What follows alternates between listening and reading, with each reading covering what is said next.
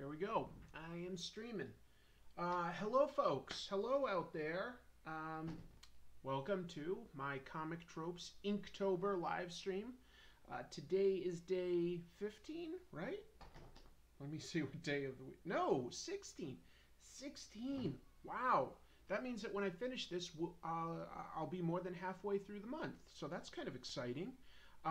Today's prompt word was angular. So I've decided to tackle a vehicle, one that I was thinking was pretty angular, a Star Wars Tie Interceptor. So I'm kind of excited about that. Let's see, we've got some folks joining. Looks like Spider-Boy, Mycroft, Uncanny Kodiak, and C. Kim are all here. Welcome, folks. I hope I'm able to see some folks that aren't normally able to get to my later evening live streams. We'll see. I know some people are going to be at work or school. I need a quick swig of caffeine here. All right. Yeah, look at this. Hello, Shirley. We've got Scrent. Is that right? Yeah, Scrent, Eric Whitehurst, and J. Andrew World. Yes, folks, I am much earlier today. You can expect the same tomorrow. And that's basically just due to the fact that I don't have to work today or tomorrow. So I work an abnormal schedule. And without any further ado, let me start doing my drawing. And might be a little slow going today. Using a ruler quite a bit, I think. But just see how that goes. Doing Star Wars. You know, I've always been a Star Wars fan since I was a pretty young kid. I just, especially Return of the Jedi, you know, I was really young, but I got to see that in the theater, I believe, 3 times. Still young enough that, like, I had a little bit of trouble focusing on the story past the Jabba the Hutt stuff. But I loved all those monsters at the time. They were some great designs. I was really into all that. And I've always enjoyed Star Wars. I remember when the prequels were coming out, I had been buying the Star Wars action figures at the time. I was collecting those. And man, everybody was so hyped about the prequels. I actually went to a midnight release of Episode 1 action figures at a Toys R Us and got like one of each. I was so excited. I thought it was such a cool thing. I was like, oh, who are these characters? Who is this C.O. Bibble from Naboo? Oh, I bet he'll be a fascinating character. Ultimately, I eventually just ended up giving all my Star Wars action figures away. I ultimately didn't overly care for the prequels, but it is funny to think that I at one point was so excited that I waited in line for a midnight release for some action figures. Okay, a bunch of folks joining. Charles, is that not a TIE bomber? Not a TIE bomber, TIE Interceptor. There were like 4 TIE fighter models in the original, well, yeah, the original trilogy, episodes 4 through 6. There was the TIE fighter. There was Darth Vader's TIE Advanced, I want to say. There was the TIE bomber, and there were TIE Interceptors. Anyway, what did I think of The Last Jedi? I loved it. I've talked about it before. I loved it. Yeah, totally worked for me. I thought it had some fascinating thematic things to do and things that I hadn't really seen in a Star Wars movie before. And for me, it totally worked. Oh, one of my cats is joining us. Is she going to come this way? No? You're just saying hello? All right, she's going to stay off camera. Tell you what, I'm going to switch it around real quick so that you can see. Say hello, Chibi. You wanted to jump up on the table. Say hello to everybody. She's fascinated by the sound of the kids playing at the school across the street. Anyway, Hello, Rainy Shack. Sorry about you that you had too much super glue. Let's see, we've got Adrian and Ryan. Uh, let's see, what else? Anybody else? Yeah. So, thanks all for joining. That's so nice of you. I know it's the middle of the day. Totally understand if you can't stay for the entire stream, but happy to have you while you're here.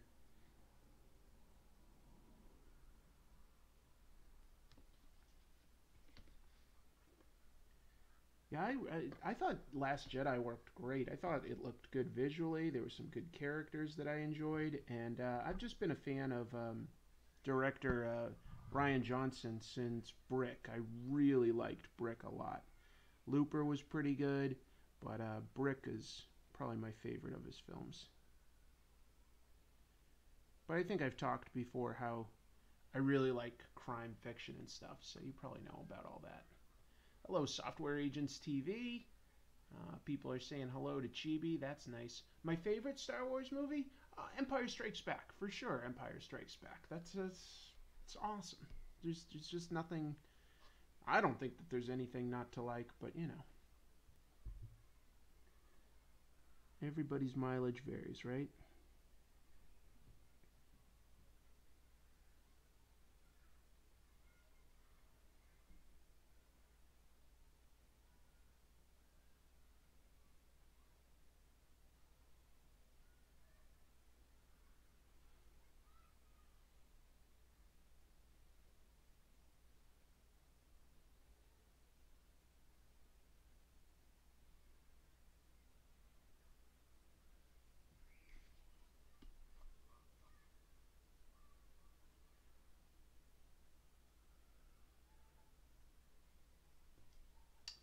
Are there questions? Let's see, where can we go? I've never really been a fan of Star Wars. I like it, though. Okay, Rainy Shack, that's fair. I didn't watch The Last Jedi because I heard it's bad. Don't believe it. It did very well. There's just a small but vocal minority. The internet has really changed how we hear about movies, you know? And you can't give too much credence to just what you're hearing because it may not necessarily reflect.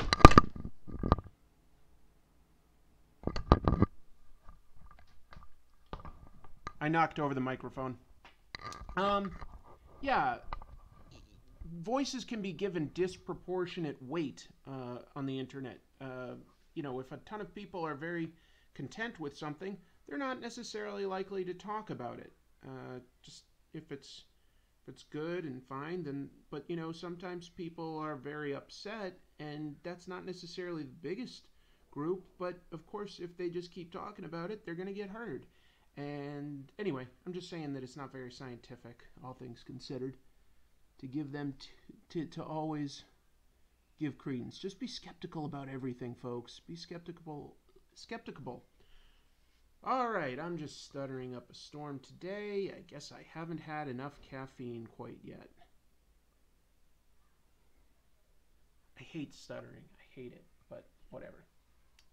Ryan Cornish likes the Tie Interceptor. Jojo is here. Jay Muse, Shiz, Voodoo Zombie. What are your views on variant covers? Um, yeah, maybe that could be a topic. That is interesting. It could be something that makes for an event, makes it special. But I think more often it's kind of a cheap marketing ploy to make something seem special that maybe isn't that special. I didn't read the recent like DC metal stuff, for instance, right? But those were given a bunch of like covers, and it was treated like it was a huge event. But I'm not convinced that it was a huge event. It might have been a fine story, but I don't know that it like had any lasting repercussions for DC. Did it? Maybe it did. Could be a poor example. Certainly in the 90s, they went over the top with variant covers and not just variant covers. I guess I'm talking in the 90s, that was more gimmick covers. Variant covers can be more of like it can be an incentive for retailers. I get that. It just feels a little artificial. Um, I'm not totally against it. I think it's fun.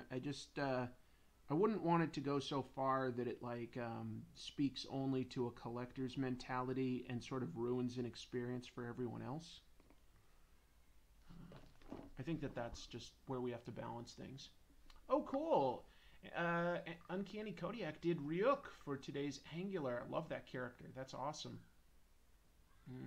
Okay, Mycroft is going because he got to study for a test. That sounds perfectly understandable. Good luck with that. Everything in comics lately seems to want to be an event. Well, I do think that Marvel and DC overdo it there. But there's plenty of comics out there that are not superhero comics. So don't let yourself think that Marvel and DC is everything. That's all I can say. There's plenty of other great comics out there. There's manga, there's Archie, there's Valiant, there's Indie, there's Image. And so not everybody is doing big events constantly, you know?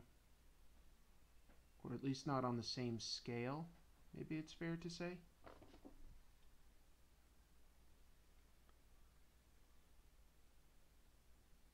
Just saying that there's tons of other comics out there that are doing different things.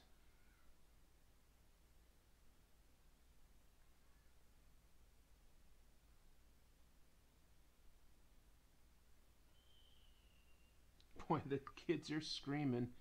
I just remembered why I don't always do it at this hour. The kids across the street at school are just very, very loud.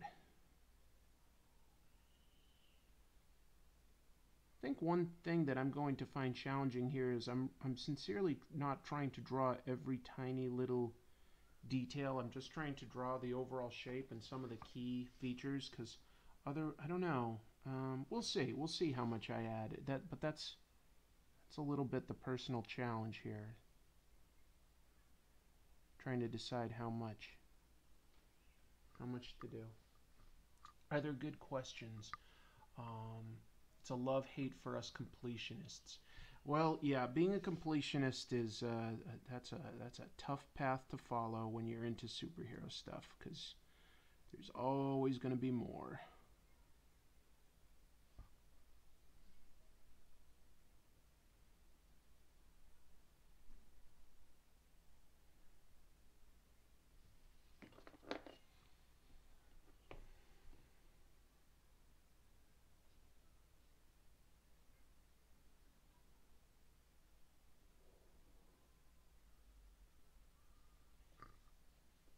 The only variant covers we need is Alex Ross. He's got his fans, doesn't he?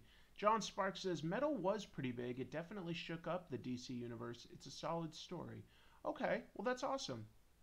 Do you read Moon Knight or want to get into him? I've read some early Moon Knight when it was Doug Mensch and Bill Sienkiewicz, and I like that. I am curious about that sort of era from a few years ago when he was just wearing like a white business suit. I really like the visual on that, but I haven't read that. Not too plugged into whatever's going on with him now. But that's for most superhero comics in general, not Moon Knight specifically.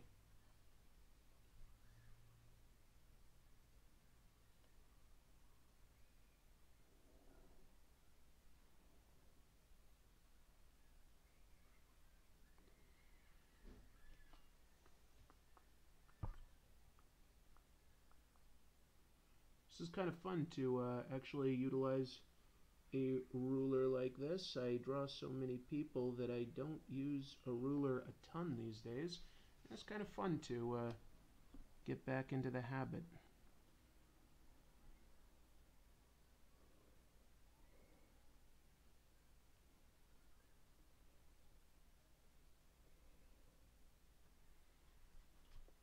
I like.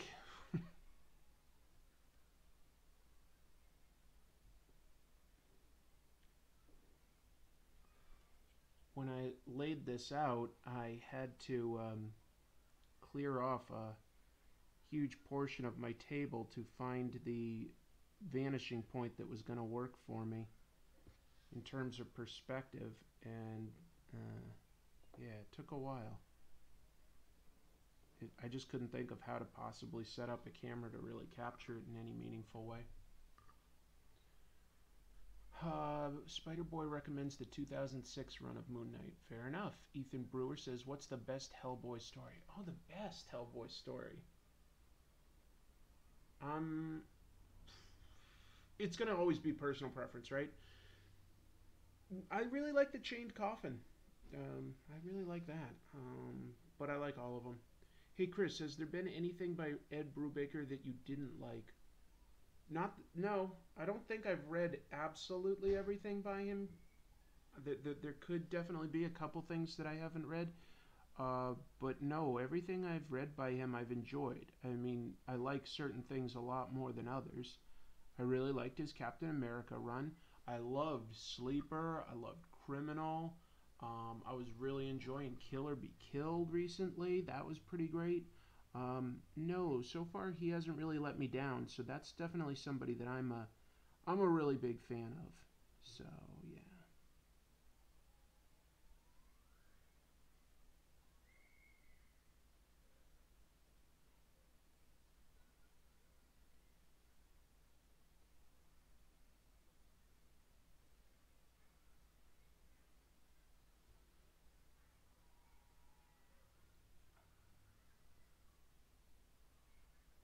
cool question. Very excited someday to do a good episode about Ed Brubaker and what I think he does right. So many creators. Seems like there's never enough time.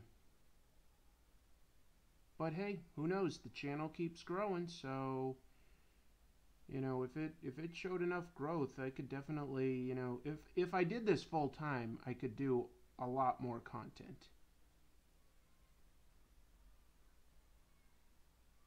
Now that's who knows? I think I think if like everything being equal, like my channel doubled in size from where it is right now, that there's a chance I could do it as a full-time job. I think uh, it would be tricky. Might need a little more than that, but somewhere around there, somewhere near that. That's an exciting proposition, right?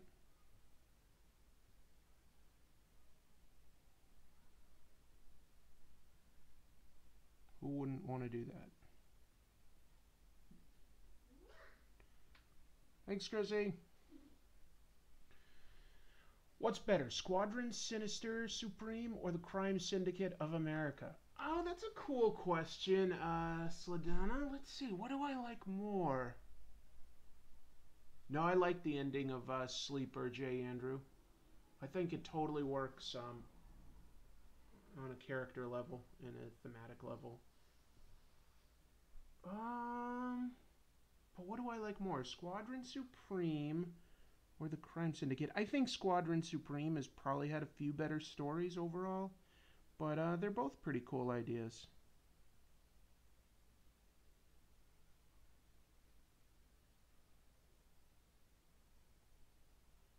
I hear that the new Lego game that came out maybe today is all about like the crime syndicate invades the DC universe, the DC Lego universe, maybe we'll be more specific. And so the supervillains that are already here are like, no way, this is our job. So they all team up to take out the crime syndicate or stop them. If that's the case, I think that that's pretty pretty fun idea. Who wouldn't want to?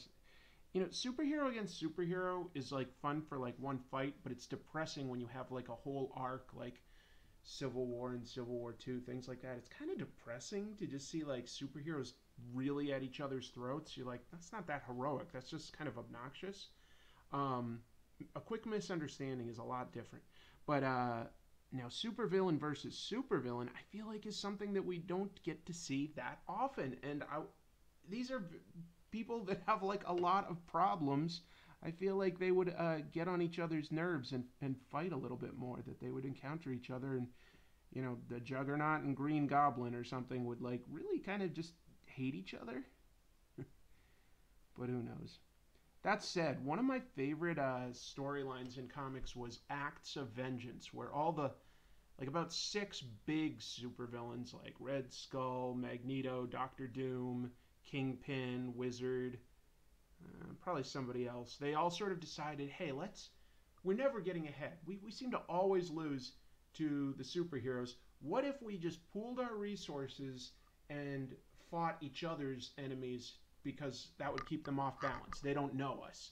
And it's such a simple idea, but it's fun to see Magneto going up against Iron Man and Kingpin going up against Captain America, etc. I like that a lot. I liked Acts of Vengeance. That was really, really cool.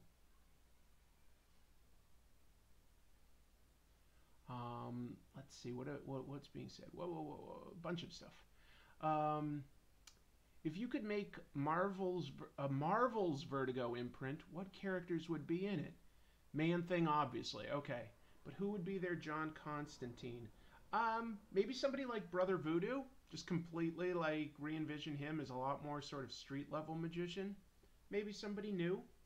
I think that you could definitely get people with sort of low-level superpowers. Like it could be an Inhuman or an X-Man or something like that, but like people that would never really be able to hold their own in a cosmic battle or fight Juggernaut, but has some sort of superpower. I think that they could all make sort of potentially interesting indie-style dramas. Whoa! My fiance just gave me an $11.11 super chat and says, please use this money to buy me a dinner. Thank you. Well, I can, but Chrissy, you just gave a small percentage of that money to YouTube. We could have just used that to buy a dinner. That's hilarious. Find somebody that can make you laugh, folks. Find somebody that treats you well. That's so good. Does Wolverine Old Man Logan take place after Acts of Vengeance? Not really, but it definitely uses the Acts of Vengeance idea, except that this time the villains are completely successful. Well, they weren't during Acts of Vengeance, actually. Oh, well, this time they are. Just go with it. Oh, okay.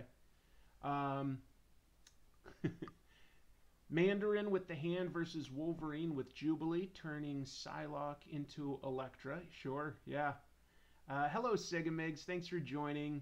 Flugen, is that what it says? Flugen7? You're pretty good at drawing. Thanks. Happy birthday to Tigran Pet. You don't need to beg for attention. I just gave you some. Not a big deal.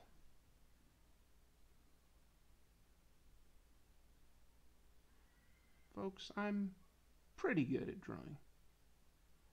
I'm okay. I'm nothing to write home about, but it's all right.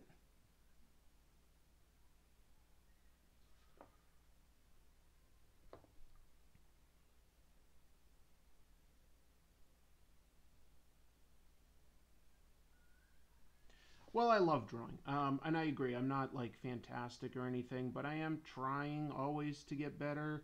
I do love drawing, so I never get tired of it or anything. I never really get that frustrated if I do a bad job. I wish I could do better, but I never get frustrated per se. I find it very enjoyable. I find it relaxing. I wish I could draw faster and with more precision to get the idea in my head onto the page, but we'll get there. Well, what was the point of Marvel Knights, and could you make a video on it? I mean, the only point was to give some characters that honestly at the time were not really prominent in Marvel. Like they were like key characters that just hadn't had a good creator behind them in a while, and they said, here, we're going to give these to just almost hand everything over editorial, creative direction, art, writing, whatever you want, to Joe Quesada and Jimmy Palmiotti, and it was successful. It was very successful. So that was the only point, was to just say, like, here are some characters that we'd love to sort of keep in the public's eye, but we don't currently have a good idea or a good vision for them. Like, go nuts, and they did. And not all of it was successful. Their first Punisher idea was notably terrible. Punisher came back as an angel. That wasn't too good. But what they did with Daredevil was quite successful, and the rest is basically history, right?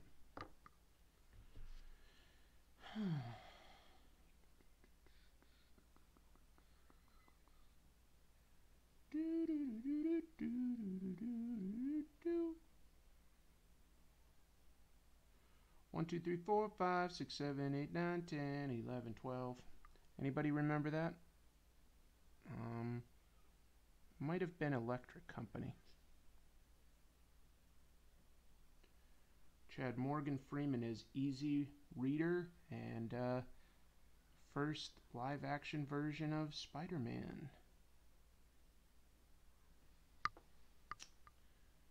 I'm planning on making a classic Moon Knight cosplay for Halloween. Cool idea. Did I enjoy The Wicked and the Divine? I picked it up at a con in Leeds and signed by the writer, but I just couldn't get into it myself. I wouldn't say I love it, but I do enjoy aspects of it. So I think I probably will read some more.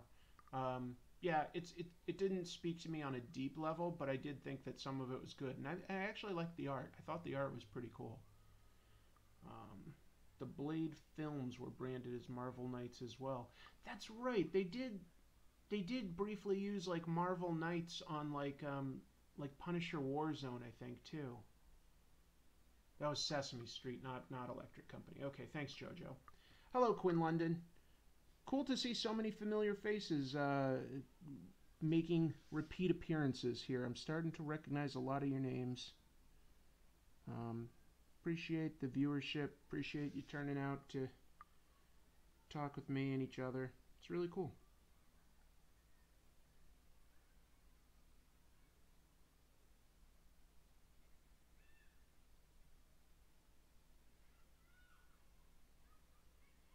And hey, I made $11.11 so far.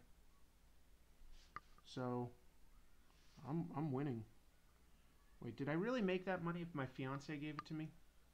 Jamie McKelvey's art is divine, says Sigamix. I do like it. It's tremendously expressive without being like overly convoluted or intricate. He's got a real sense for form and for all sorts of background details, like really creating a setting that you instantly get and it feels real. You like the Inhumans run of Marvel Knights. That's right. Marvel Knights Inhumans. Wasn't that Jay Lee? And they sort of established way more of like a regal feel to everything to do with the Inhumans there. That was honestly probably their most successful era as their own characters. It was kind of the first, well, no, it wasn't the first time they were their own characters. It was like the second big time. Because obviously Jack Kirby did a few things with his own creation.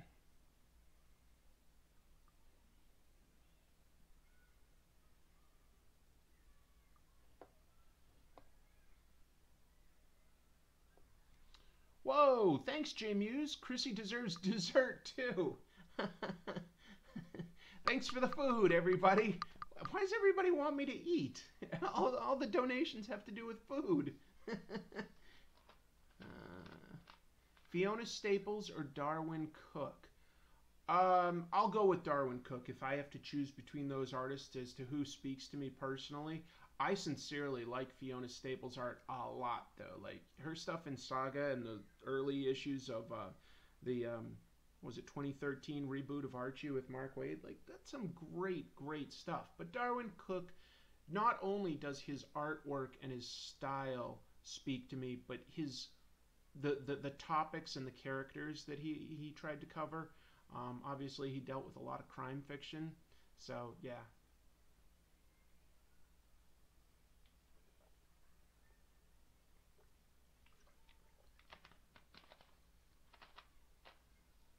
Cosmo says, remember, don't buy more comics for this cash. Just keep reading them. Okay. Who do you think would win in a fight, says Jacob. Batman or Iron Man? If we go by comic book logic, in which we play fair with how characters are presented, I would argue that these days Batman is almost always presented as being able to prepare for his battles. And if he could prepare, I think he would probably get a hold of some technology that could at least slow down, if not outright stop, Tony Stark. He thinks more tactically. Tony Stark does think ahead. He's a futurist. He comes up with amazing technology. But if Captain America can take down Iron Man, and I really do believe that he can, I also think Batman should be able to. So that's my logic. And I'm not sure who's more popular these days. I would guess it's still Batman. Um, yeah, I would guess that it's still Batman.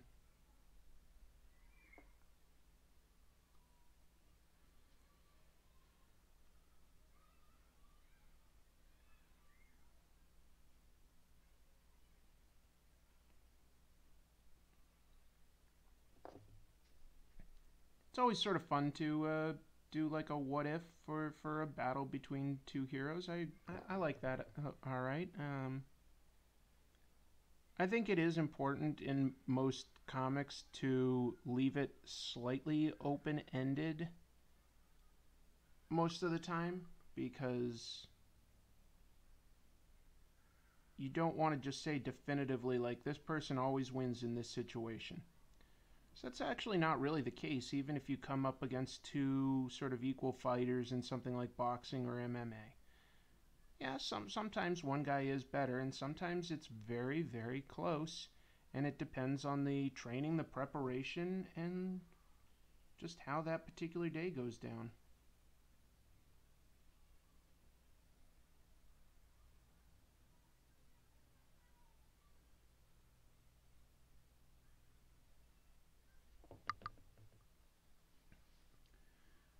Those kids sound like they're having fun. Oh, so you can actually hear that every once in a while. That's interesting. I thought this was picking me up so quietly that you couldn't hear the kids outside. What do you think about the ongoing X-Men Red comic? I haven't been reading it. I actually have heard a lot of good things about the X-Men comics these days. I look forward to catching up on them someday. So, can't say that I've got an informed opinion. Haven't been reading it. I am curious about it.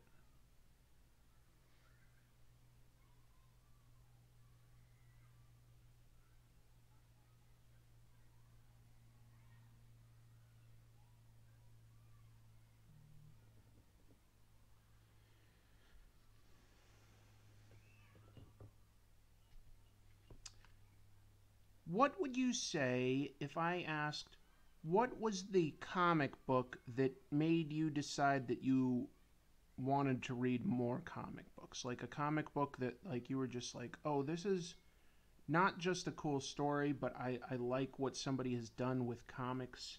I want to read more comics in general. Maybe not even this specific comic, but like, can you think of an example? And it would probably be something early on. It could be your first comic. It could be one that you just read towards the beginning where you said, "Oh, I like I like comics. Not just this character, but I like comics." Like, can you think of anything like that? Because I think that like I had read a couple comics. They were fine. I didn't think about them much. When I found a Transformers comic as a teen, I bought that because I like Transformers. And I was like, well, that's fun just to get more Transformers stories. And then I realized that there was also G.I. Joe, which I kind of liked a lot too. So I read that, and that one was even better. And so then I was curious. I was like, well, oh, maybe these comics can like actually be like really cool. Like maybe they can be almost better than like the cartoon, which I had thought of as real. So I picked up a Spider-Man comic. Um, And honestly, it may have even been like the first issue of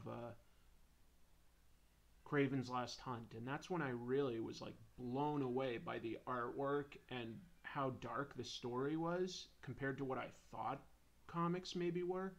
And so that one made the biggest sort of impact on me, I think, in terms of going like, I want to read more comic books.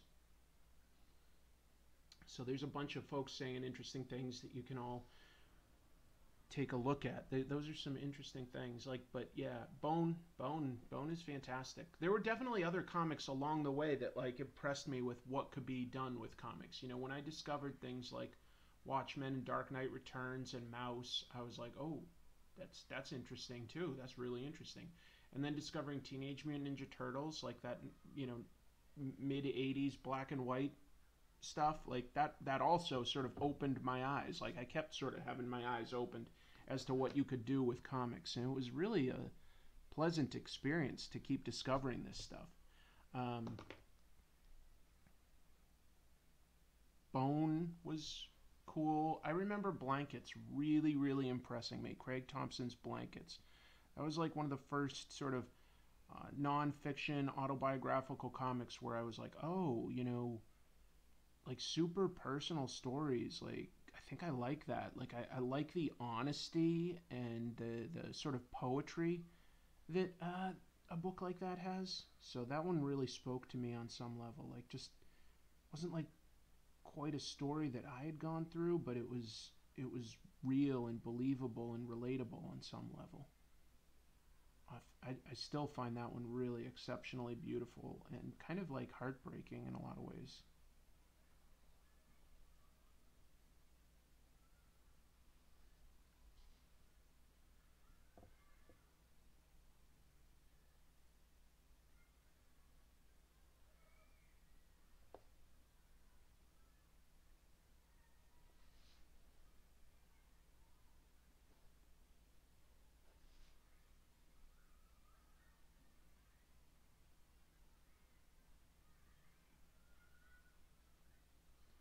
Those kids sound like near psychos, just so loud.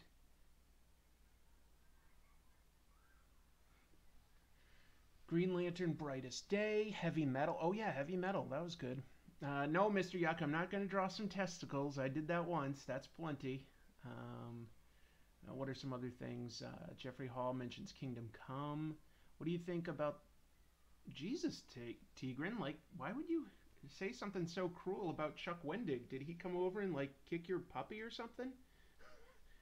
I think it's too bad that he got fired. I'm not like I can't say that I'm a fan, but I don't think he's done anything wrong. Yeah, I feel bad for the guy.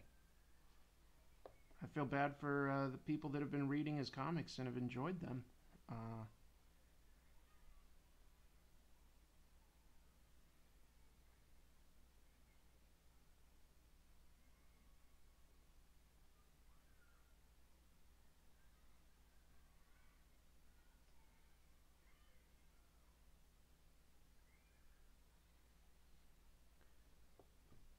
I wonder if I could raise this up slightly and if the focus would improve. I'm going to just try to do something under here. Does that look any better just by being up like that notch higher?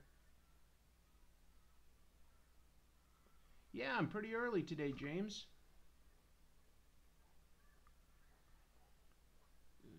Spider Boy says Wendig called Republicans effing retards multiple times. So, people have their politics. Like, I guess I don't see how that's a big deal. People say crap about both sides. Doesn't mean that they're. That's not the same as like demeaning, like being racist or something like that. So what? Just don't read his stuff. You win. Doesn't mean you have to like make it so that other people can't read it, right? Look, the market will like publish what the market will publish. I don't know.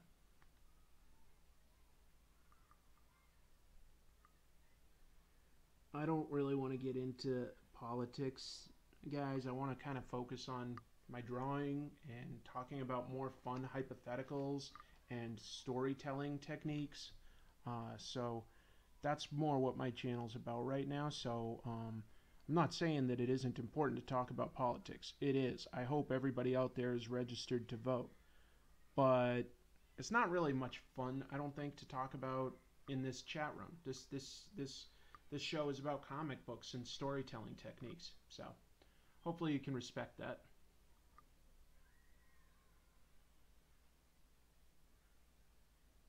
Anyway, well, Tigran wants to have an argument, but I'm really not interested. So you can keep talking, but I'm not going to get into that. Do I like Mark Miller? Mark Millar. Sometimes, Quinn. I think that he has good big ideas. I do think that he has good ideas for plots. I think that he, and I've talked about this, in especially my Old Man Logan review. I think that Mark Millar is a little too cynical for my tastes. Some cynicism is really good at times, but I feel like his stories just like have some really mean-spirited characters, and he just sort of uses them so much that it gets a little old to me. So I do think he has some cool ideas. I have enjoyed some of his books quite a bit. So it's just sort of like a personal taste thing, like how you can't be an ultra fan of every single creator out there, but you can respect a bunch of what they do. I would say it's something closer to that. I think he's really honestly been very lucky in that like he's had a lot of movie adaptations, and I think that the movie adaptations have in general been improvements over his original source material. That's my opinion. Not everybody's going to agree, but I thought that like the first movies of things like Kick-Ass and Kingsman and stuff were honestly like improvements over the comic. Did I like the Ultimates? I liked most of the Ultimates, but I think I really liked it because I'm a big fan of Brian Hitch's artwork. So it looked epic, and so I give Miller like credit for coming up with the ideas behind it that like put those situations into action. I just felt like it was also kind of like mean spirited, like just how the Hulk gets crapped on and Hank Pym gets crapped on. They're not. I don't want everybody to be perfect. I like conflict. I like drama. I just don't really. It's hard to get behind them when they're acting like total jerks. It's not fun. It's not. And not every story has to be fun, so that's probably not his intention. I didn't love all of that.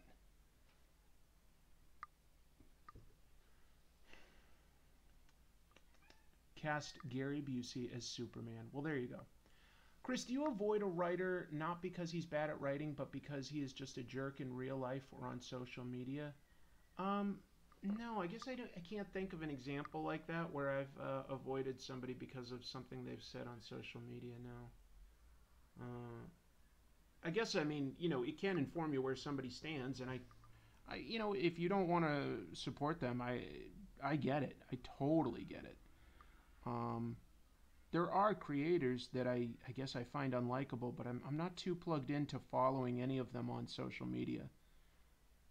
Only a very few.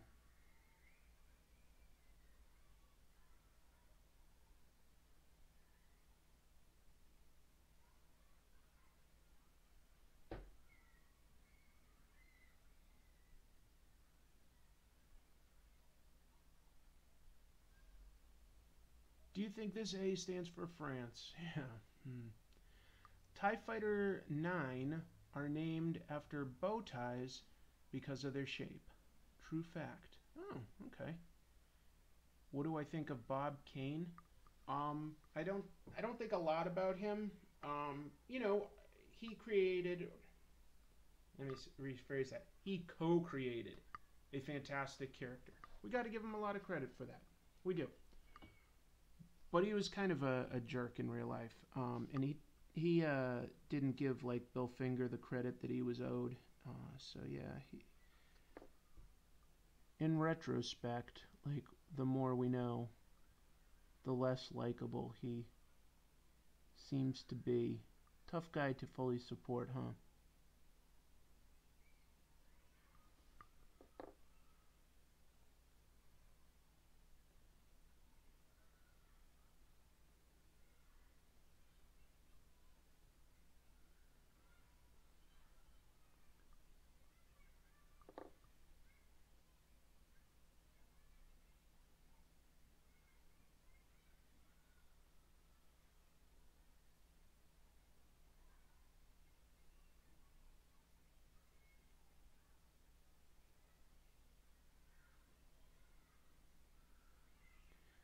So if my channel ever grows, the one thing I'd love to do more of is essentially interviews with bros to ask them directly what their approach is and creatively when they're trying to do something. Like I would love to really dig in deep on some of that stuff. I would love to travel and see their work environments and create like a video series um, featuring stuff like that. But who knows? That includes foreign comics, and I think you guys know that I like every once in a while highlighting some foreign comics that are not as well known by everybody in America. Got one of those coming up in a couple weeks. Uh, Definitely hope to do a little bit more of that. There's some really fantastic, amazing foreign comics. I've got about I've got about 4 on deck that I want to cover. But I also like to jump around and do a little bit of indie, a little bit of mainstream, a little bit of history. So can't say exactly when all of those will come out. I update my sort of work calendar for the show pretty regularly. Interview Scott Snyder? Sure. Voodoo Zombie says, I avoid Simon Beasley because we got super drunk at a con once. That's funny. Hello, Ben Thomas J says, greetings from Japan. What is your favorite part of the Far East? I noticed you are somewhat of a wrestling fan. Have you been to any promotions and venues here? I haven't witnessed wrestling in person in Japan, but I did go to the New Japan Pro Wrestling store, and I went to see the Tokyo Dome with the hall. So that was really fun for me. I think the thing I like most, what do I like most about like Japan anyway? One of the things I like most about Japan is the extreme respect they seem to have for comic book creators. Like it feels like they're treated like much more legitimate artists than here in America, and I really love that. I like the food. I like how clean and polite people generally are, at least to your face. I like how modern the toilets are. I'm serious. I love a heated seat and a bidet. Oh man, I wish we had toilets as good as they have in Japan. You guys have no idea if you haven't been there. So good, so good. Has anyone seen Batman and Bill on Hulu? Great question, Mandela Butterfly. I personally don't have Hulu. I would love to see that. I would love to see that. Bill Finger created almost all of Batman's lore. This is true. Jack Jones is speaking up. Yeah, there's some really amazing stuff. Chrissy says, really, comic creators are treated like big celebrities in Japan, as it should be. Yeah, it's true. Do I like Frank Cho's artwork? Absolutely. Absolutely. On what terms are you with Godzilla Mendoza? I don't know. That sounds like a business question. I don't quite get it. Why is our toilet tech in the USA so bad? Right, Eric? Right? Anyway.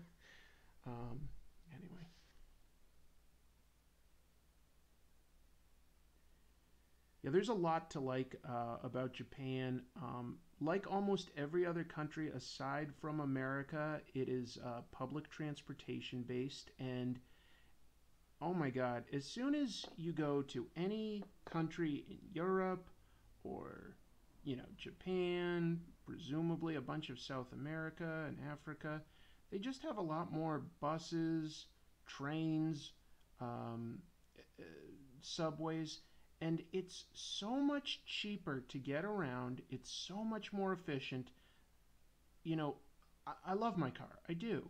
At the same time, on average, it costs people around $9,000 just to maintain whatever vehicle you have. That's gas, insurance, parking. It's crazy. We pay such all the taxes that we have to pay for like roads, and everything is spread out. Most cities are designed to have a bunch of what you need within walking distance. You come you know, there's like New York is like that, and um, most of Tokyo is like that. It's so nice to just be able to walk to all sorts of stuff that you need. It's so nice. I wish, and you know what? We just lost out. It's too late for our country to like change anytime that fast. But like during the time when we could have been building infrastructure, the auto manufacturing industry started getting a lot of power really fast. I mean, if you study the history of cars, and I do like cars, let me make that clear. I'm just talking about history because I also like history. You know, the term jaywalking, that is a literal legal term we have here. Where did that come from? Well, calling someone a jay back in like, the 1900s was like basically one of the biggest insults you could deliver because it was like calling somebody essentially a retard or a hillbilly or a hick. Calling someone a jay was super offensive. So they started, the auto industry created a term and said if you're walking in the streets, which up till then had been public for everybody, but if you're walking in the streets and impeding vehicles, that makes you a jaywalker. And they created that term and they pushed legislation to make it illegal for people to just walk in the streets. Which, of course, yeah, we don't want people walking in the streets and getting hit by cars. But they created, like, based on a slur, they called people a jaywalker. I love that they tried to make the term J driver was a thing that happened. Yeah, yeah. Is that TIE fighter going to have lasers shooting out of it, says Jack Jones. Oh, you know what? I might not have planned ahead enough. Let's see. Um, if I did, it would, like, here it would go over. I could do lasers coming out of the top, but not really the bottom. I didn't plan ahead enough. Let's see what we got here. We'll do a beam there.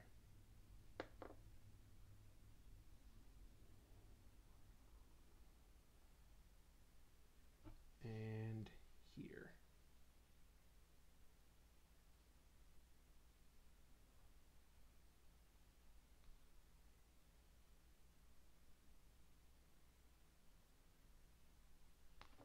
So there's a couple that I'll do, but yeah, I didn't plan ahead. It should have been going across this, and I could do it easily in Photoshop. I could correct that, but yeah, my bag. Sorry, Chrissy and I know someone that instead of saying my bad, they always thought the term was my bag, and that person was never corrected. So sometimes I say that like just when I'm thinking of my bad. I just say it because it cracked me up. My bag.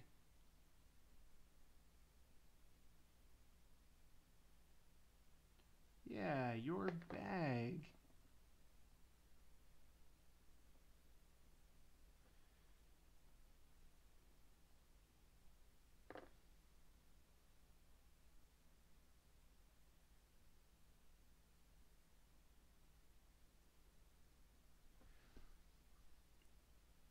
Oh, you didn't know that about jaywalkers, Chrissy? Look it up. There's a ton of fascinating information about the formation of um, the laws and how the auto industry in America really gained control while the rest of the countries of the world were building infrastructure for like trains and all sorts of public transportation. Um, the auto industry here just really massively took off and gained a ton of power and influence in the government, and it just led to our country being auto based in terms of how we travel around. And some of that could have to do with the fact that America is very physically large. It's very spread out. But if we had built better infrastructure for things like um, our trains and made them like faster and cheaper and stuff, uh, we would have had a very different society.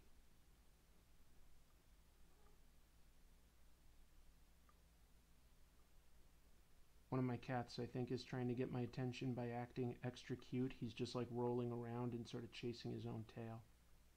It's kind of cute. Today's a good day. Feeling good. Thank you all for contributing to it. Trying to decide whether I might want to spend a little of my time today going to see Venom. And I know that it's not great, but I am curious, I have to admit. I'm very curious about it. Didn't expect it to do so well. Have you done a vid on Frank Miller and Jim Lee's All-Star Batman? I haven't. Chrissy just gave Milo chicken. That's why he's acting all happy. Whoa, that makes a big difference. No, that would definitely be fun and funny, I think, to do that at some point. So it's definitely a possibility for me to review All-Star Batman at some point, but probably no time soon. And I'll probably do an episode just on Jim Lee in general and his history and like the evolution of his style and technique and where that took him. I'll probably do that before I do an episode specifically about All-Star Batman and Robin, which I wanted to like, but boy, it is weird.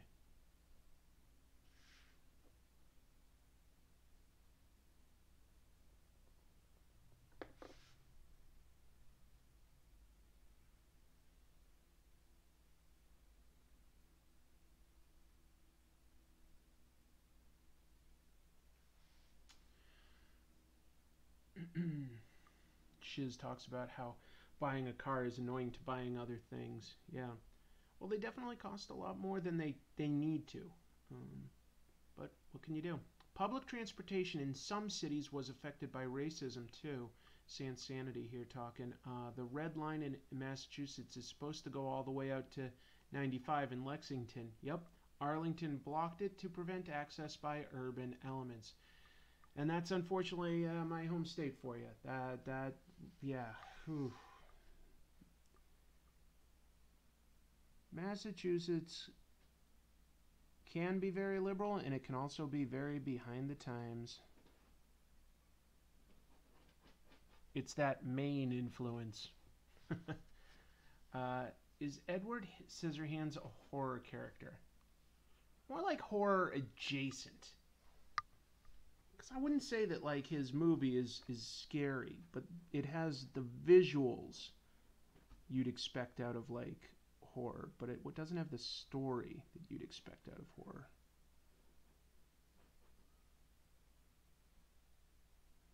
So I'll call it horror adjacent.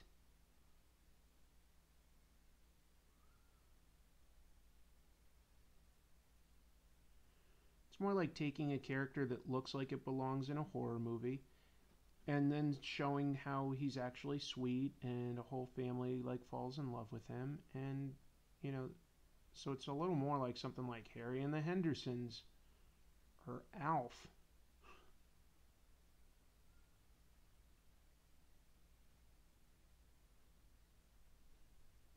Oh, Alf, tell me you didn't eat Lucky.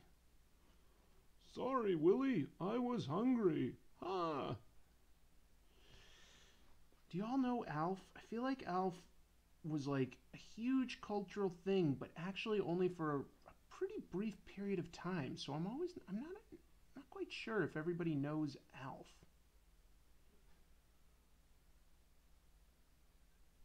Alf was very, very popular, but he only for a short period of time.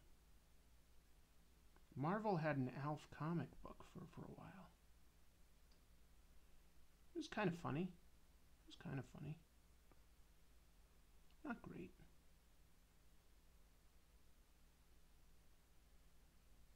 It slightly crossed over with Marvel's big annual event that year, the Evolutionary War.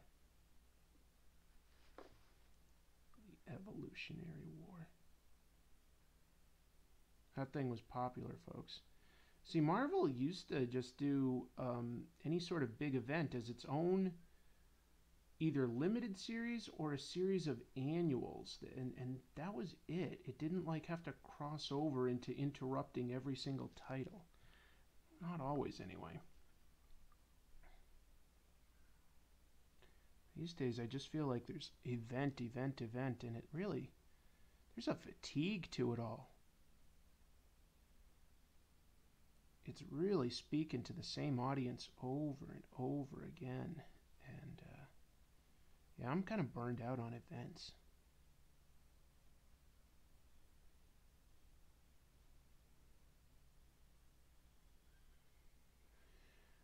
There's two new shows on Netflix that are pretty interesting. They're both sort of mini-series. One is called The Haunting of Hill House. I would say some legit scary stuff in that. And then Maniac with Jonah Hill and Emma Stone. I've watched some of both, and they seem really good. I don't know what made that pop into my head, but yeah, like from what I've seen, like I give it a recommend if you're looking for something sort of new to watch, different. It experiments with its storytelling a bit.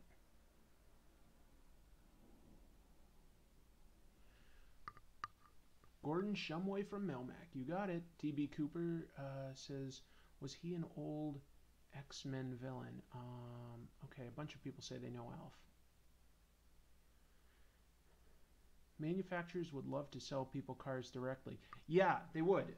And it would be a lot cheaper if they could. But there are laws that people that own a dealership have exclusive rights to a certain area. This is for new cars. And no one else can horn in on their territory. So they're the only ones that can sell cars within that area. And they basically get to keep those rights in perpetuity. So they end up becoming family businesses where they hand it off to new,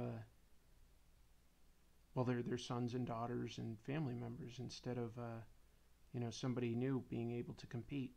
So that's why prices sort of get set, is that like new car dealerships have all sorts of like little tiny fiefdoms that like it's very close to a monopoly, but it's just within a localized area. Some very strange laws on the books there. Used cars are different.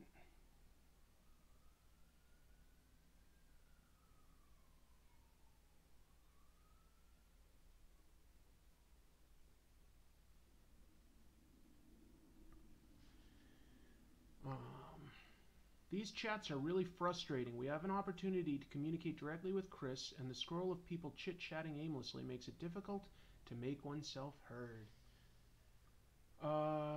It's like an oligopoly. I forget exactly if it is, but it's like that.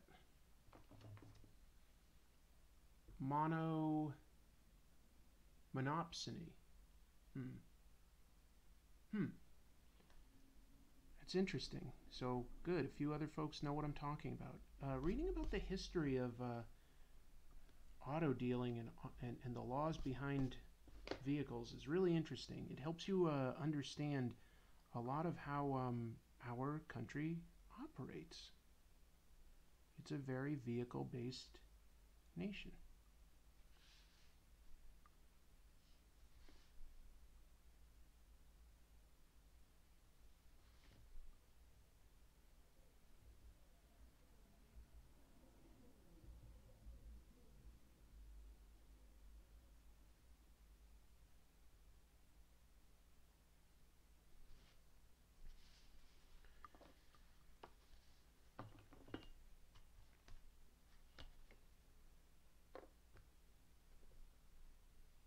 It's kind of fun to just draw with nothing but a technical pen for once, instead of swapping things out. Not that the results are better in any way at all, but it's kind of fun just to not stress about what kind of tool I'm going to grab. I'm just like, yeah, I just want to sort of make thin technical lines repeatedly, so I'm just going to stick with this one this one tool.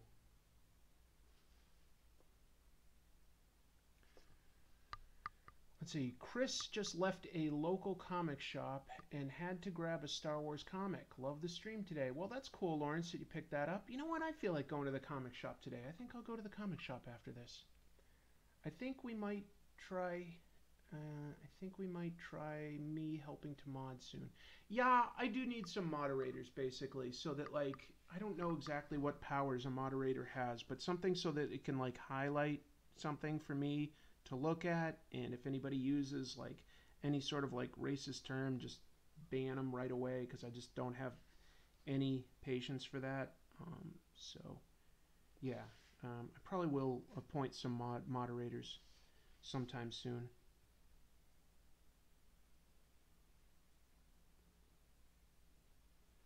That said, right now I'm only planning to do daily live streams throughout October, and then after that, like, you know, probably go back to maybe once a week or something like that. Whoa! See if you have $5 Tuesdays in your area. Thank you, Mandela Butterfly. That's really kind of you. What are $5 Tuesdays? Is that for movies or comics? What is $5 Tuesdays? I don't think I know.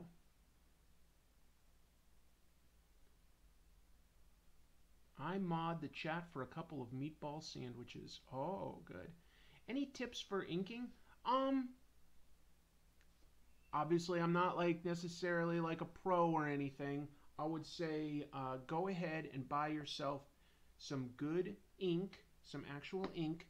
Buy yourself some brushes and some metal nibs of a couple different sizes, so that you can experiment and see what you like. You know, this is like, you know, a brush, a pretty thin brush. This is a what is it?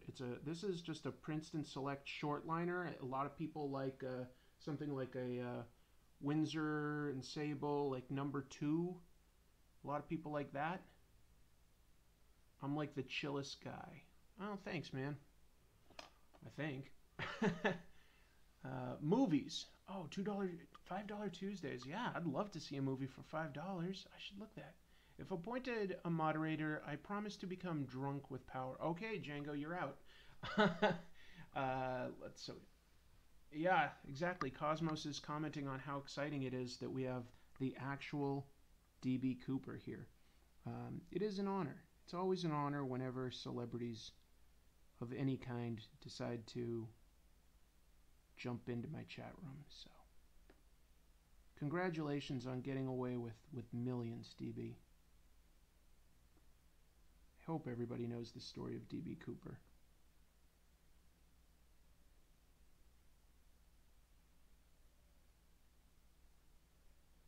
I just don't know how nobody's found his body yet, because like I don't think he got away with it. I think he, you know, he jumped from probably too high, and his parachute probably did not operate correctly.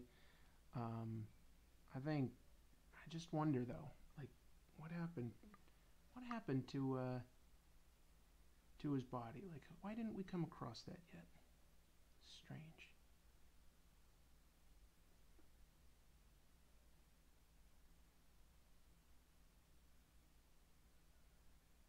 You know what it might be? DB Cooper might have been eaten by a Sasquatch, folks. It's possible. It's probable. There's a lot of Sasquatches out in them thar woods.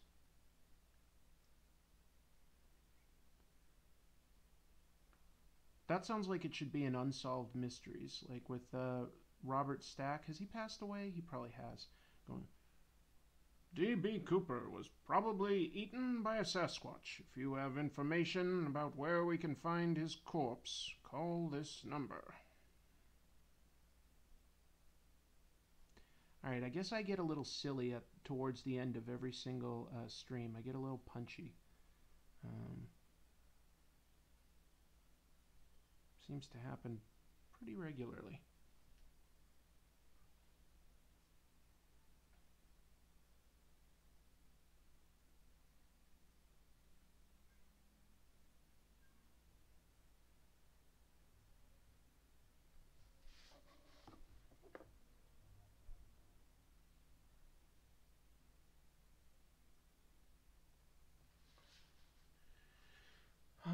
Did you see the Red Letter Media review of Bigfoot versus DB Cooper? Oh, I might have missed that. Is that... Or maybe I didn't, and it was in the back of my head when I said that. I'll have to go back and look. I'll have to... Famous guests and all that bling. Love it. DB Cooper turned into the Wendigo. Possible. Theory, he never jumped out of the plane and the pilots were lying. Yeah, maybe. But wasn't it a passenger plane with, like, too many people to... I thought it was a passenger plane. How do you feel about current Star Wars? I like it. Solo wasn't that great, but I liked Last Jedi, and I liked, whatever the one before that was. Yep, I've commented on that a couple times before.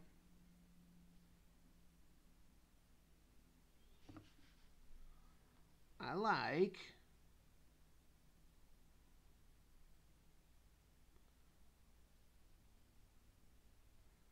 I like you. Do you like me? Wah wah wee wah.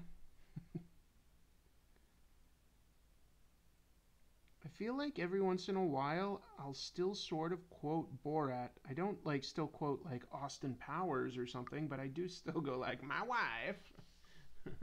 High five. Jeez. It's a best of the worst. Yeah, I probably did see it. I probably did see it, JoJo. How am I going to celebrate 30,000 subs? Did I hit it? Where am I at? Did I? I couldn't have hit it yet, right? Am I close? I'll be honest, I haven't looked at what my count is lately. I know I passed 25. I'm looking on my phone just to see what it is. I guess I didn't realize. I don't have any real plans to celebrate it, but you know, I did launch that contest. Send me the crappiest, weirdest comic that you can find, and I will give out the prize of the Marvel comics that were printed on toilet paper. That's a pretty rare comic book. I think that could be a lot of fun, and you'd get to potentially have submitted the material that I'll make an episode about. So I did, oh my, I guess I am getting close to 30,000. I'm over 29. I'm well over 29,000. Well, that's kind of exciting. Didn't really realize that. Wow. If you lived in the Star Wars universe and had to choose a fighter to pilot into battle, what would you choose? X-Wing or Tie Interceptor? If I had to choose, I'll go with the X-Wing because it had at least some shields. The TIE fighters were very low shielded. There a lot more TIE fighters were blown up than X-Wings. The TIE fighters were, I think, faster and could bank more, but against a good pilot, they were like no match.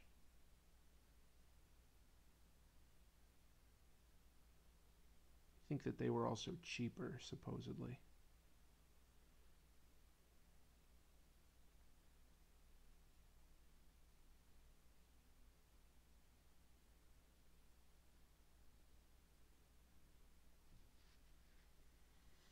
I think.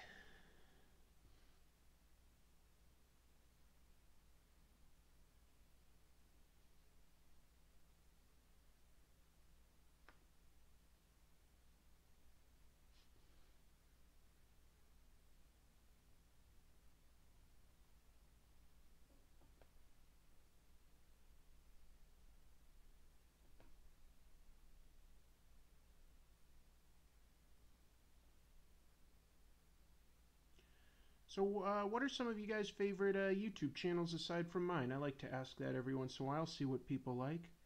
I won't be surprised if I see Red Letter Media pop up, since that's come up today, but maybe what else? What are some good channels out there that I might not know about?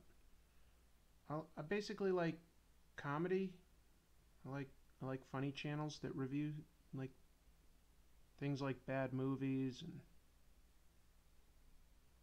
I don't know, just strange products. I like H3H3. That one usually cracks me up. Let me know what's good. Smokey's videos. Okay, Engineer Guy. Comic Book Palace is a documentary series about a comic book store. Oh, that sounds interesting. Comic Book Palace. J. Andrew World, finally penciled a page. Cool. Favorite Star Wars planet?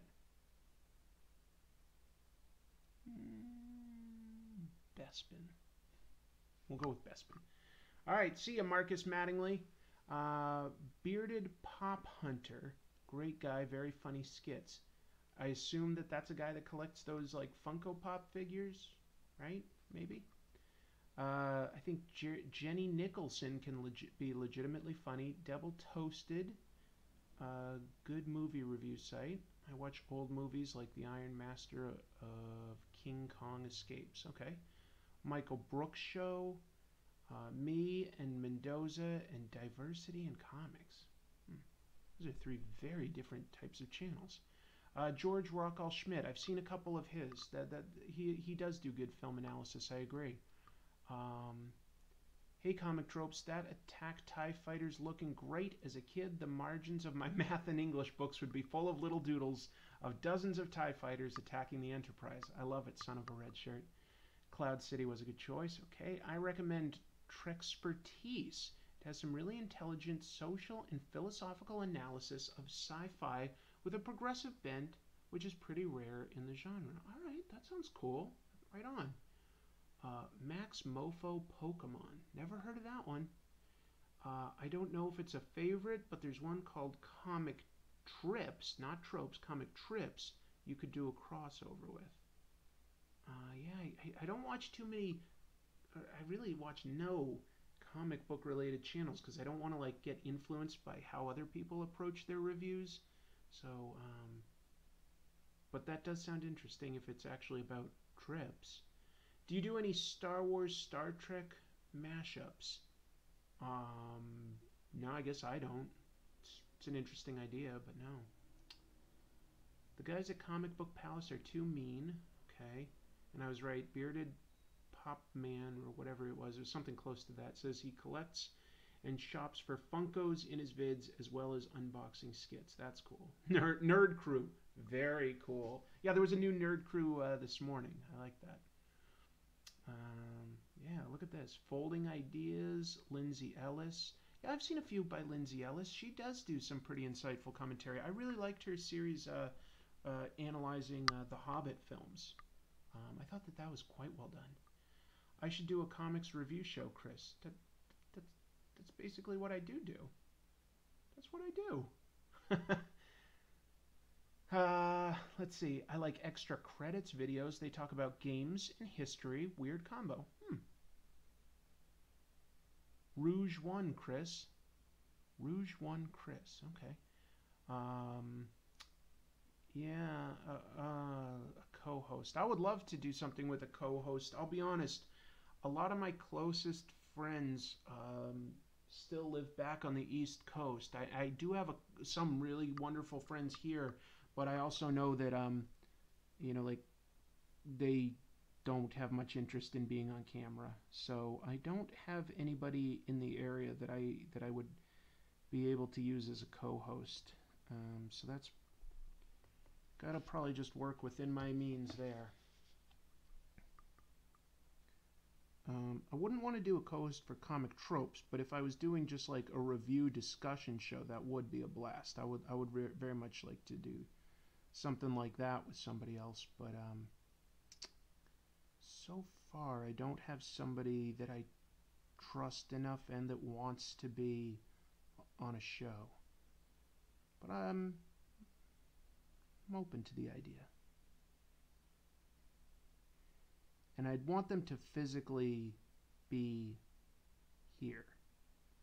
I don't want to do like a Google Hangouts or anything like that. If I was to have a co-host, I'd want to physically be able to go back and forth in real time and set up like, cameras that can like do cross shots and stuff like that. Dream co-host. Does it have to be somebody that like knows a lot but also is like a complements my weaknesses? Maybe just somebody that like honestly pushes me to be funnier. Django Fett, thank you. I've been loving your content. You've reinvigorated my interest in American comics. That's so nice to hear. I hope that you find some really good stuff and potentially avoid the bad stuff.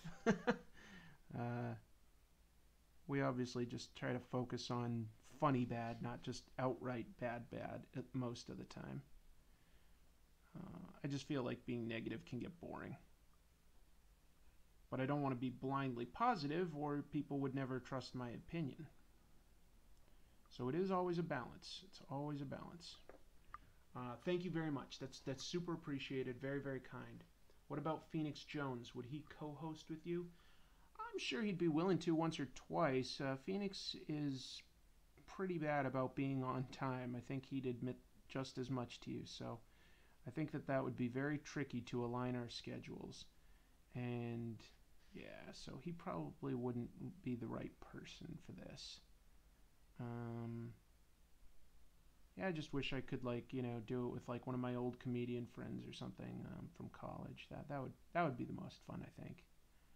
Or honestly, my friend, yeah, I've got a college friend that lives in New York. If I ever moved to New York, I'd try to get my friend Evan to do it with me. He likes comics, and he pushes me in some very funny directions. So it's about chemistry just as much as knowledge. You know what I'm saying? If you get a co-host, it really has to be that you uh, work together and enhance each other's strengths and complement each other where there are weaknesses.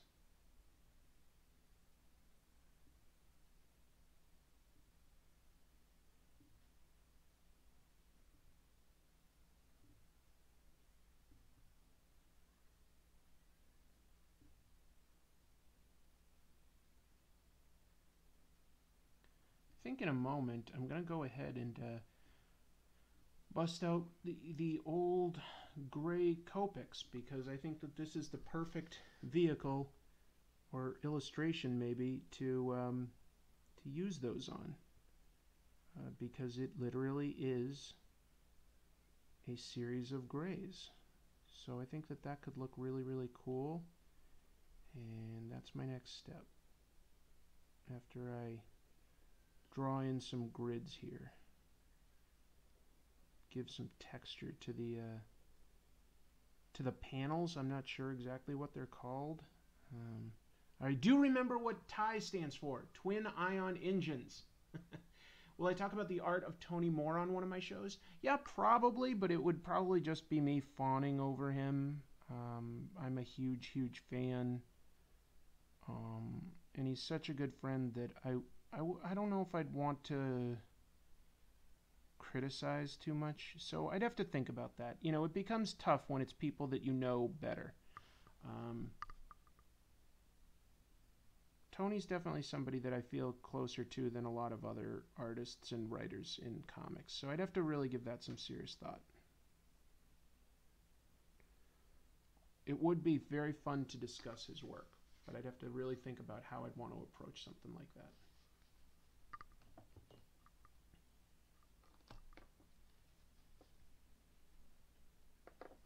Yeah.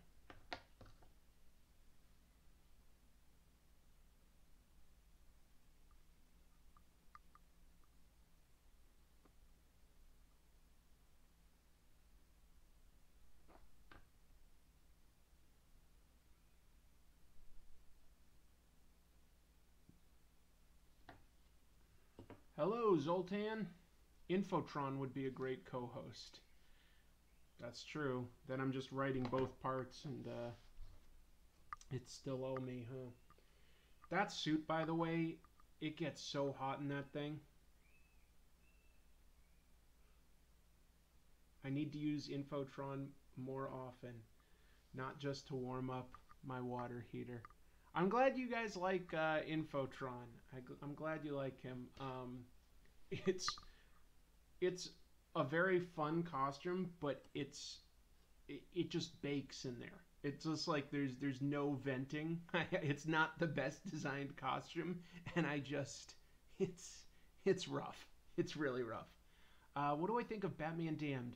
Didn't read it. Definitely think it's pretty strange that like they focused on Batman walking around nude so much. Just seems like, dude, come on. You own a nice house. Do you really want to like sit on every leather chair in your house and right after you like fight or train or whatever? That just seems a little dirty. Feels like the kind of thing Alfred wouldn't really want you to do. Alfred might have a say in that one. So I don't have any serious opinions, I guess.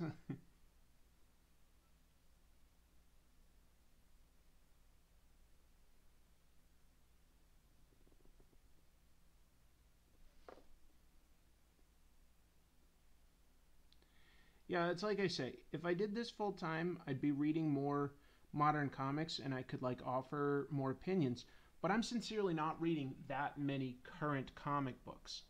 Um, so I don't always have an informed opinion on that. TARDIS Writer says, "Hi Chris, you caught me leaving my office. Hey, speaking of offices, let's talk about the origin of Ricky Gervais's comedy. Let's see, the guy who played Godzilla had like a bucket of sweat after every film day. Oh, I believe it. Oh, that sounds so rough. Do they show the Batwang? They don't just like flat out draw it, but like you see it in shadow. You see like the outline of it in his pants and like highlights and stuff. So yeah, you see quite a bit of it. Django, you reading The Tempest? What, like by Shakespeare?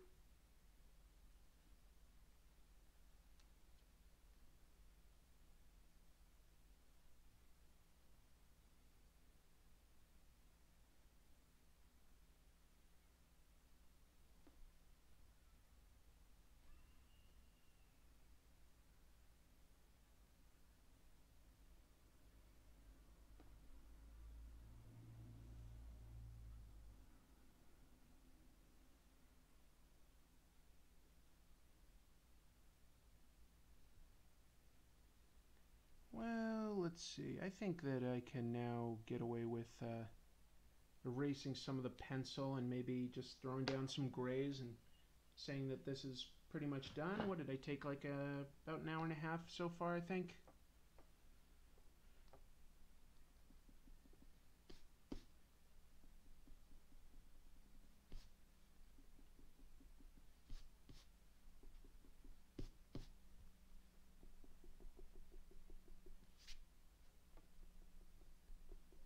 Hmm.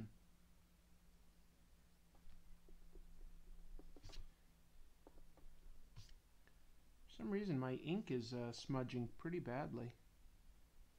Don't like that.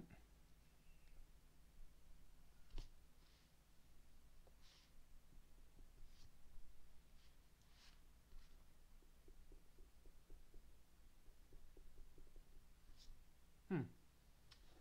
Must be because I haven't used these Pigma Microns a whole lot. So they suck for this step, folks. It's smudging little bits all over the place. I don't care for that. Probably won't use these too much more in the future, based on what I'm experiencing right now with trying to clean it up. Yeah, it's not working, so it's not worth pursuing. All right. What do we got here for grays? I'll use this. Masiak, hello, good evening. I'm getting 35 this Inktober 28. Oh, okay. Just out of curiosity, am I the oldest person here? I'm 50. That's no justice, no peace. Probably, but that's not old. Oldest? Maybe. I don't think anybody's too old to enjoy reading and discussing or even making comics, so that's my opinion.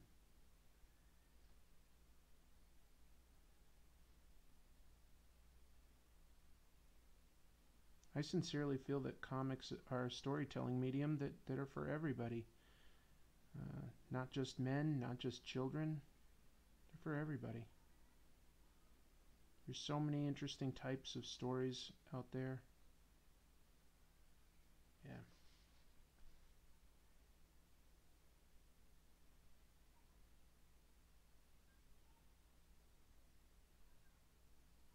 Yeah, I think adding a little bit of a darker gray across these sort of panels makes them look a lot more like they should. I like it.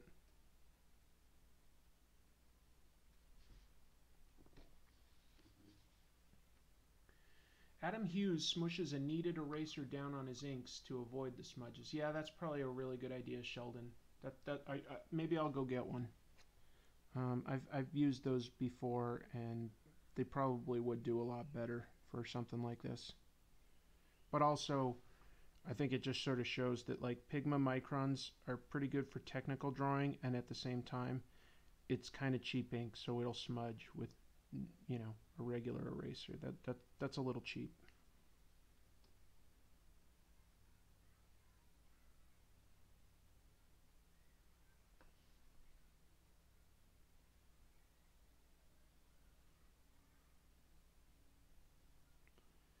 I'm looking forward to the episode of Comic Tropes that I'm putting together for you all this coming week. I think you should enjoy it. Will it be like as big as something like the Venom episode or the Greg Land episode? No, it's not talking about something that popular, but it is talking about something like relevant. And I think even if you have just a semi-casual interest in comics, that the topic at hand will be interesting. I think it'll certainly be relevant for the month.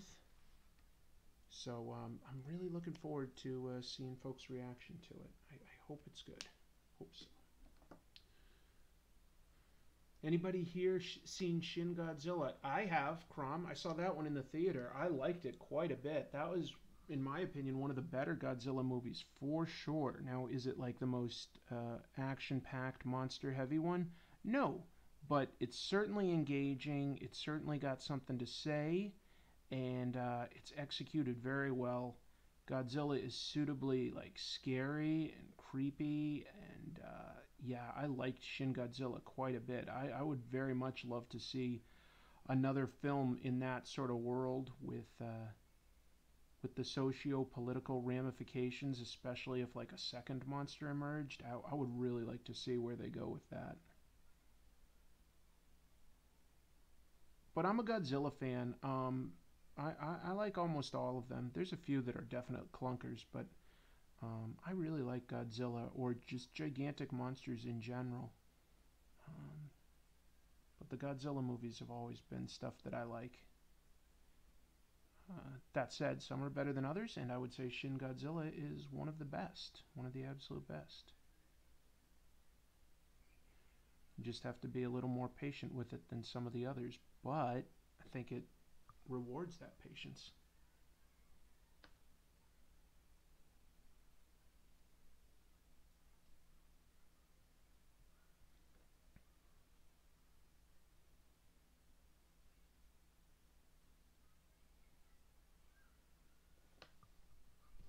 Oh, hello.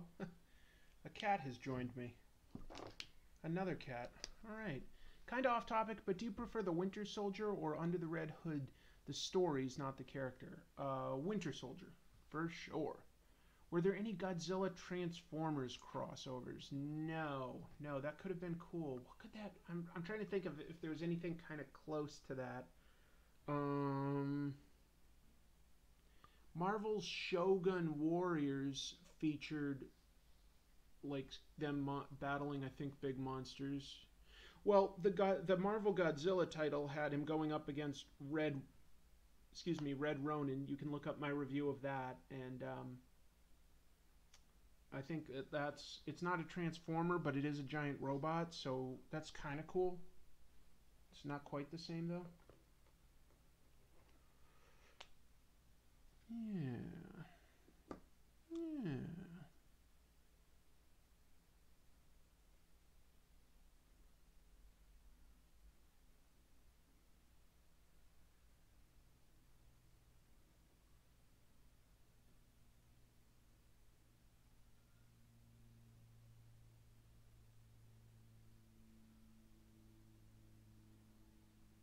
What you doing, Milo?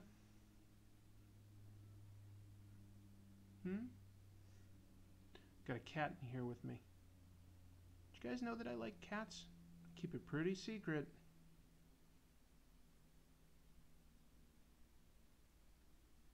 Yeah, I don't know why I like them so much, but I do. I like cats a lot.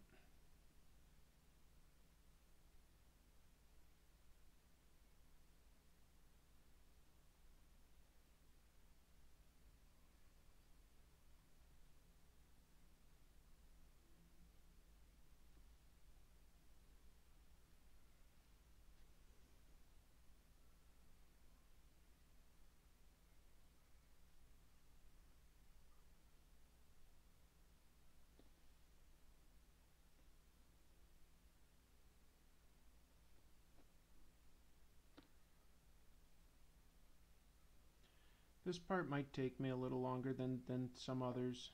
I'm going to fill in almost the entire TIE fighter with some various grays. We'll see where that goes.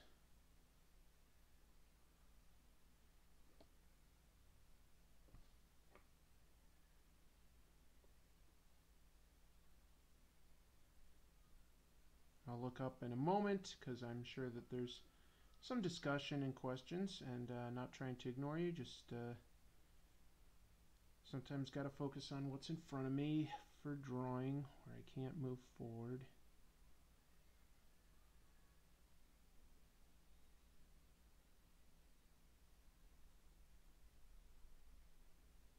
Bear with me here.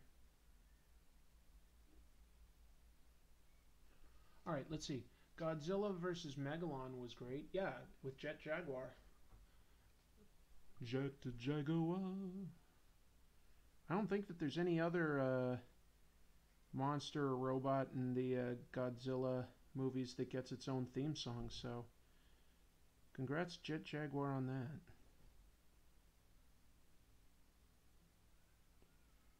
Jet Jaguar basically looks like it's a Power Rangers type of robot. But he's just hanging out in a Godzilla movie. He doesn't talk. He just sort of makes wind chime sounds.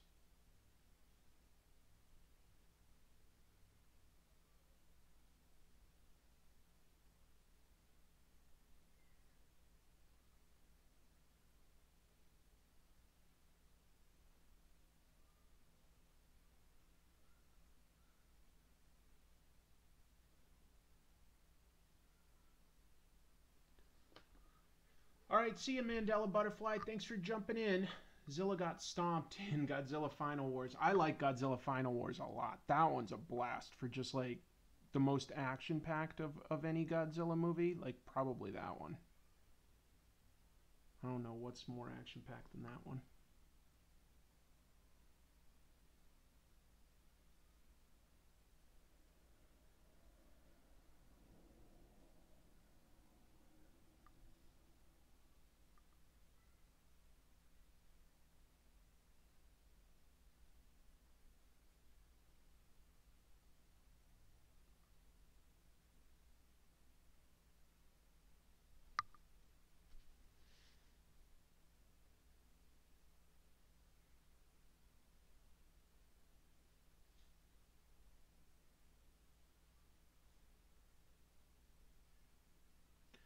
I've got a weird question that just popped in my head.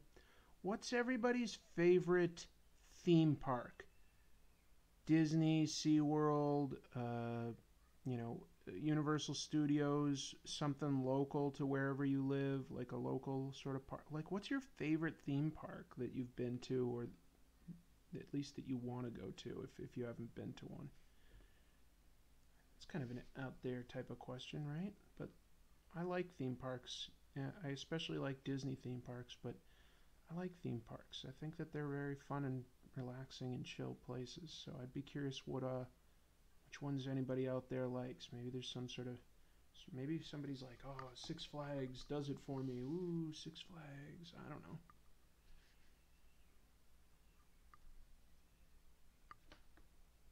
Dubai's Ferrari Park, Universal Studios.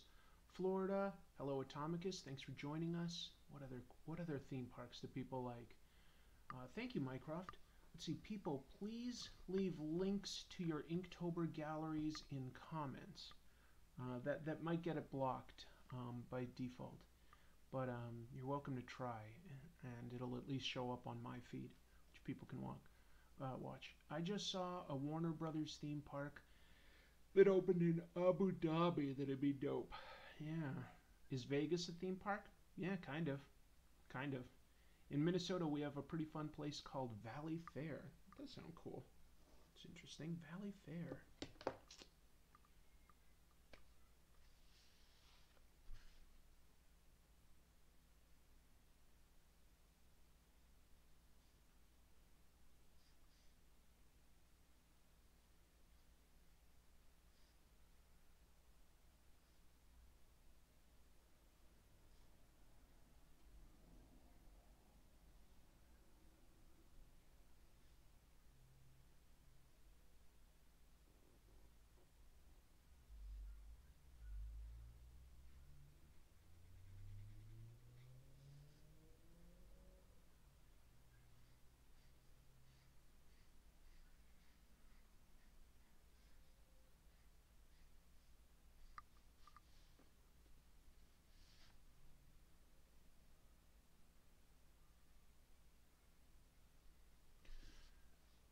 Chris, please do videos on more modern writers like Aaron, Cates, etc. Oh, I'm sure I will. No worries there. I've got lots of stuff to say about guys like Rick Remender, Ed Brubaker, like you say, Jason Aaron, Donnie Cates. Don't worry, I'll definitely do that. TARDIS Writer says, Chris, I'm glad I made it home from my office in time to watch you finish. I'm glad too. Thank you very much. There's a casino close to Valley Fair. Okay, that's out in Minnesota. Several people went to that one. That's awesome. Godzilla vs. Megalon was a classic. However, the downside was it solidified Godzilla as a kid's fair for a couple decades. Yep, it did. Totally agree. That was just how it was.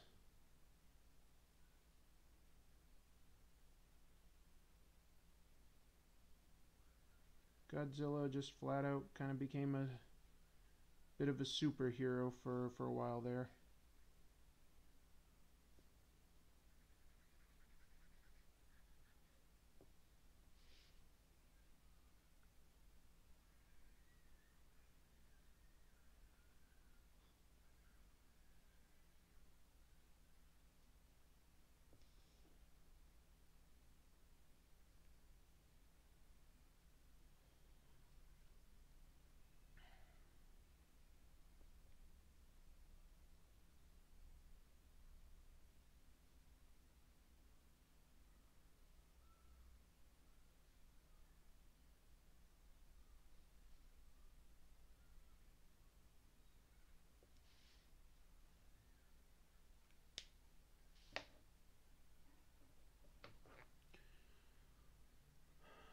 Let's see. Good night to someone. Have you listened to Godzilla by Blue Oyster Cult? Absolutely. I love that song, man.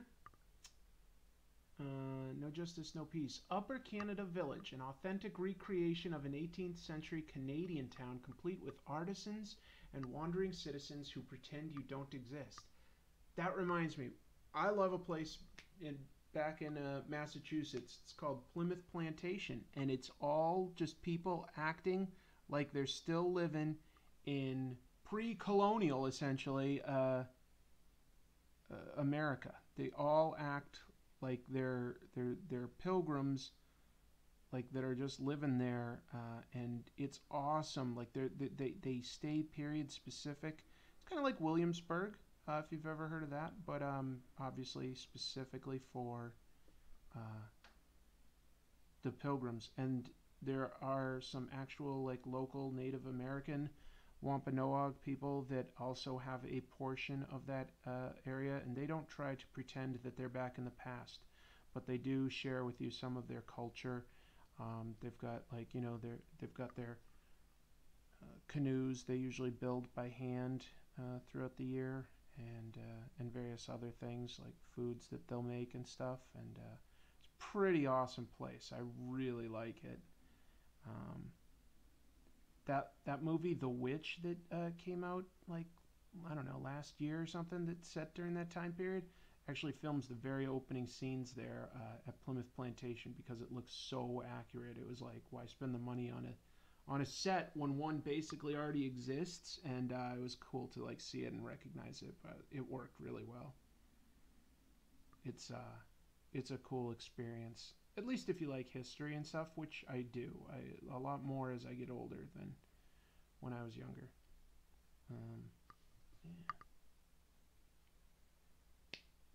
Do you ever go to Sturbridge Village? I think I think my mom took me to Sturbridge Village when I was young. I think I definitely went there. That sounds super familiar. Colonial Williamsburg isn't realistic. No slaves. Well, let's keep it real. Like, I don't think that anyone wants to act that role. What's tomorrow's prompt? Great question, Quinn. Let's take a quick look. That TIE fighter looks great. Are you going to draw in a starfield in the background? I'd love to, James, but I think that, like, I like to try to keep this stream to an hour and a half, and I'm already sort of coming up on 2. It would be fun, but I'm not going to. I just don't have that kind of time. I need to do a bunch of other stuff today. It's almost 3 o'clock my time. Just looking up what the prompt for today, no, for tomorrow is. Tomorrow is swollen. Wow, that's swollen. Are we really on the 16th? We are, huh? that means that I've done more than half of Inktober as of finishing this. Let's see. Sweet Tie. Thank you, Ryan. Bunch of stuff. Have I traveled to Ecuador? No, I haven't. I would love to.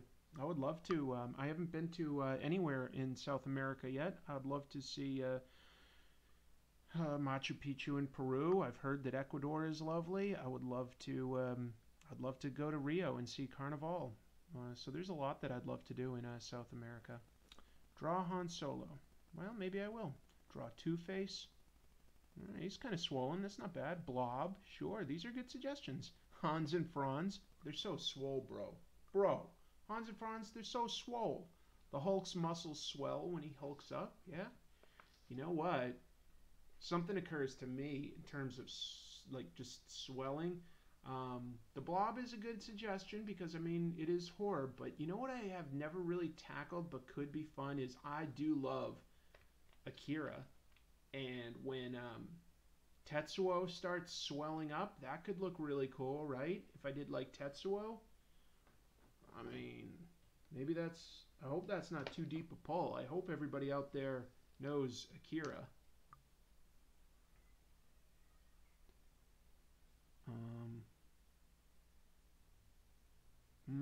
Now I'm excited. I think I know what I'm going to do.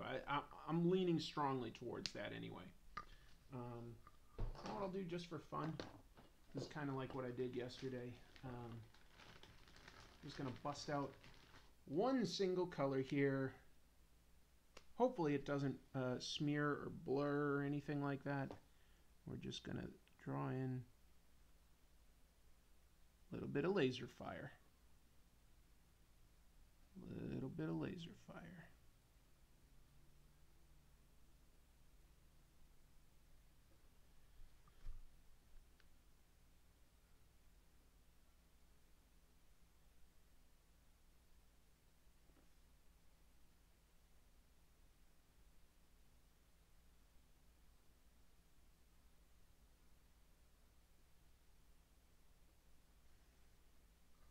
There we go. Tetsuo for swollen would be swell. Right? I feel like that's a good idea. Alright, so this is what I came up with for angular. And I don't know that I got like every detail right. Like I just sort of guessed some of these struts, to be honest. And I didn't want to like add every single detail because that could really take forever.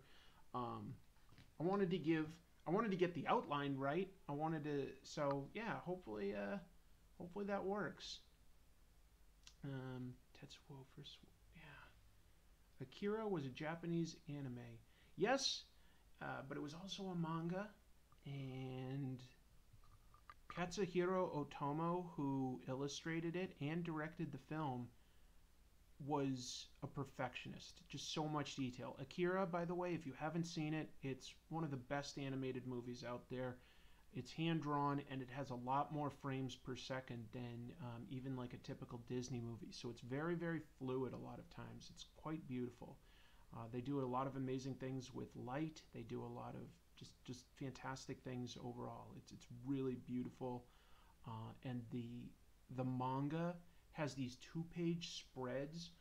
If you've seen my show, and you know like when I sort of have the good comic book cover background for my set, it's kind of covered up these days now with my spinner rack, but I have like a 2-page spread of Neo Tokyo about to explode, and that's by Katsuhiro Otomo from Akira. Wow, what a manga. It's like animated Blade Runner. It kind of is. It's kind of... the manga is very, very action-packed, a fast read. A fast read, but huge, huge, very expensive. I actually don't own it. I've read a bunch of it, but I don't own it these days, and I'd love to get that 30th anniversary set, but it's like $120, and I don't have $120. Oh, well. The teddy bear is terrifying. Yep. Kylo Ren for Swole. Not a bad idea. I like it a lot if I hadn't already thought of something, but I think I've got my idea. We'll see. We'll see. I'm not 100%, but I'm like 90% sure that I like what I just thought of. So yeah, like we're getting there at this point. Let's see. What have we drawn? Like we got week and Clockwork, Guarded. What was I using Frankenstein's monster for? I can't quite remember that prompt word right now. Cruel. For Cruel, I did that guy. Flowing. Let's see. Precious. I think this was just Star. I'm pretty sure the prompt word for that was Star. Exhausted. And he's got some exhaust coming out. He's tired. Whale. That's right. Whale was what I did for Frankenstein. That was the prompt word. Drooling. Drooling I like. Chicken. Chicken. I drew that. Something like sorcery or something. I can't really remember what that one was either. This one was something like burned, something like that. Anyway, this one I unfortunately like had a huge like pen malfunction and like the it bled all over. This was just for Tranquil, and it's like a GI Joe guy with a helicopter, but I had to clean that up in Photoshop because I gave that to Hooded Cobra Commander. And then the first day was Poisonous, I think. So I did Venom. So yeah, got some okay things, and yeah. So I'm gonna take off now, folks. But that was fun to look at. And what do we have left? We've got like 15 days left, I think. So still plenty to come. I'll probably be doing my stream fairly early tomorrow as well. But thank you so much for joining me. Lots of folks, lots of great conversation. Hello, Seahots. Teach you to draw. I'm still learning myself, man. I'm still learning myself. Hello, Maciek. Hello, Atomicus. And as I say hello, I also mean goodbye. Thank you so much for joining me today. I'm looking forward to seeing everybody tomorrow. Keep reading comics. Bye.